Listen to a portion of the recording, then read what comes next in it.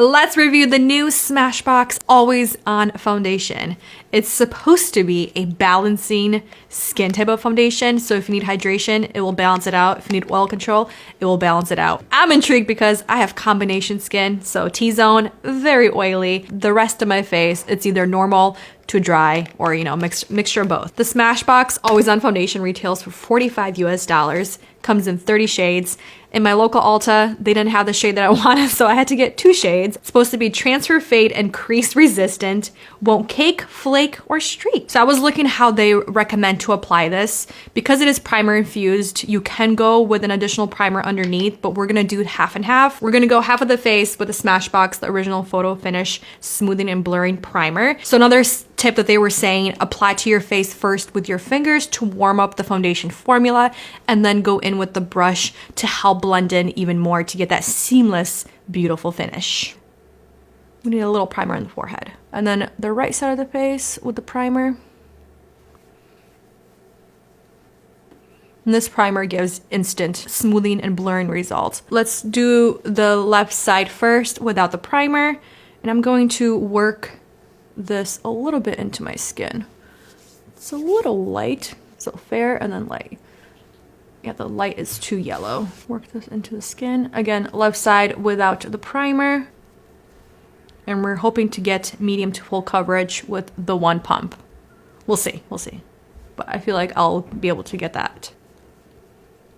I'm using the Smashbox blurring foundation brush without any product.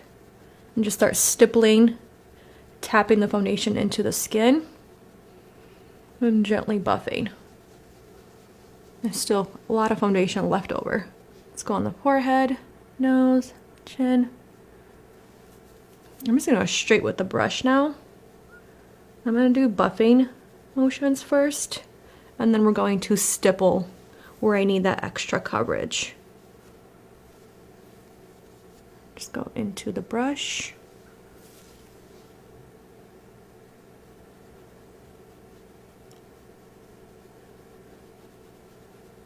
I'm just gonna start stippling. I think I like it on the primer side. All right, take a little bit more into the brush. And again, this is just the one pump. We're gonna go on this side again. We're gonna build it up. Now that it has a little bit of time to set into the skin. I think I got a lot more coverage right away with the primer. With the one pump, I think I got a solid medium coverage. I would not call this a full coverage. You can still see a little bit of the pink peeking through on my cheeks through the foundation. The pimples, I think they're slightly color corrected. They're not as pink and red and inflamed.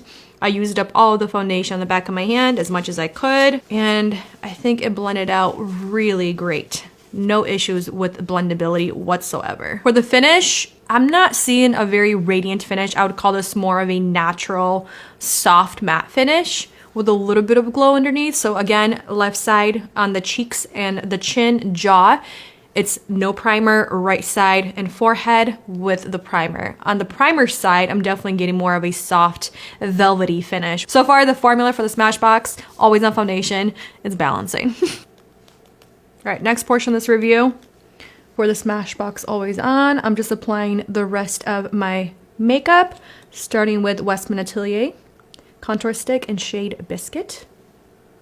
Liquid blush by CL Cosmetics, current favorite in shade Elodie. Beautiful, stunning, extremely effortless formula. I am a little biased because of the name, Elodie, but that's just the shade name. But the formula itself is incredible. Natasha Denona High Glam Concealer. Completely forgot about it. I usually apply it before my blush, but it's okay. We're moving on. Estee Lauder Double Wear Zero Smudge Lengthening Mascara. Lip liner, Anastasia Beverly Hills in Dusty Rose. And then for the lipstick, I have the Laura Mercier lipstick crayon in shade Ella. Let's move on to the next part of this review for the Smashbox Always On Foundation, which is the full day wear test.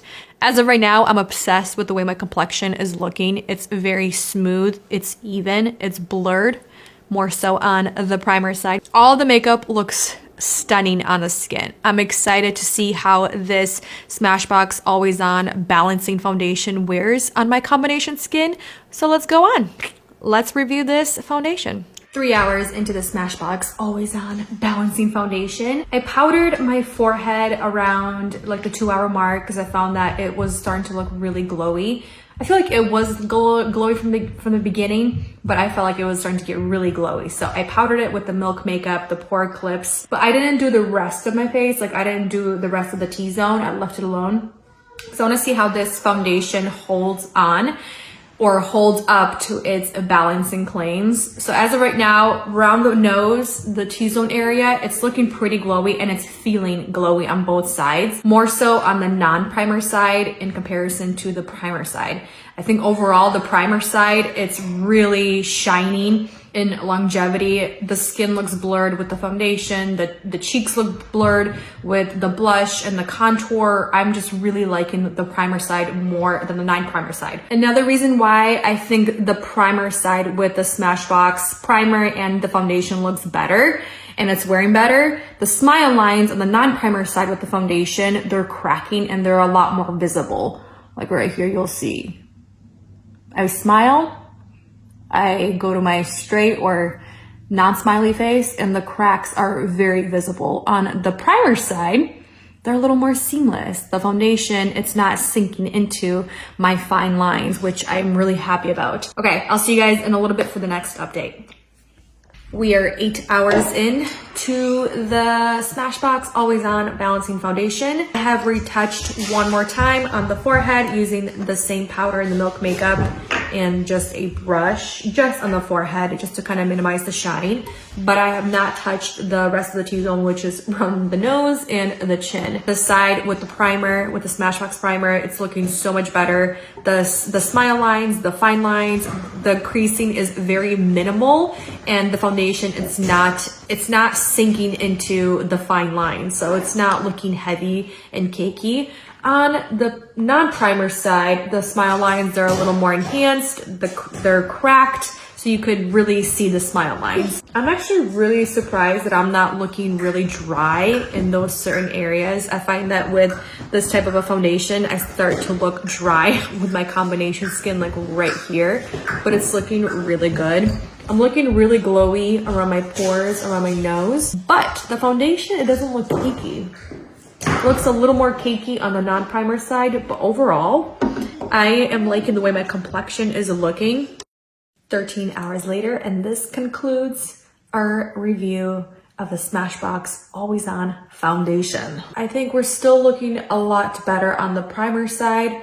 We're looking glowy, but the makeup itself, the foundation, is breaking apart a lot faster and a lot more noticeable on the non-primer side. So even though this Smashbox Always On Balancing Foundation, it's primer infused, I would definitely add a primer underneath to help extend the longevity. I think if you have really oily skin, it's not going to be extremely long wearing on you just because those natural oils will break apart the foundation, as I'm seeing right here. And I was seeing that around mark like hour 2 and 3, like the skin starting to crack and the foundation going into the cracks, into the crevices, into the fine lines of my face on the non-primer side. Overall, I think the Smashbox Always On Balancing Foundation, it's balancing enough to a point where if you have drier spots on your face, it's not going to exaggerate, but it's definitely does not balance the oil on the skin.